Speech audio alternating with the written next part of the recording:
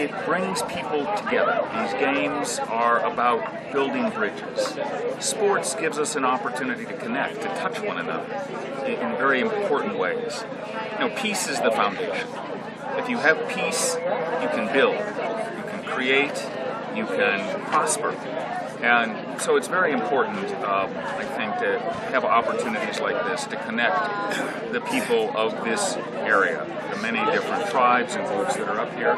Jana alikuwa makabaya sana, alikuwa vita, alikuwa watu naumia, alikuwa post-election, pre-election, maneno mingi. Na mwaka hii mimi nalete watu kutoka mbali na kutoka karibu, ni jirani yangu, ni watu mimi najua kutoka maisha. Kuja hapa katikati ya Laikipia Nature Conservancy, kucheza maneno ya mashindano ya sport. Iko na watoto, iko na mama, iko na wazee, iko na vijana, yote pamoja, kabila mingi, ni kabila ya Pokot, ni kabila ya Turkana, ni kabila ya Kikuyu, ni kabila ya Samburu, ni kabila ya Jemsi. Na yote iko hapa na utamaduni zao. Na wageni mingi nakuja, hata wageni kutoka Ulaya.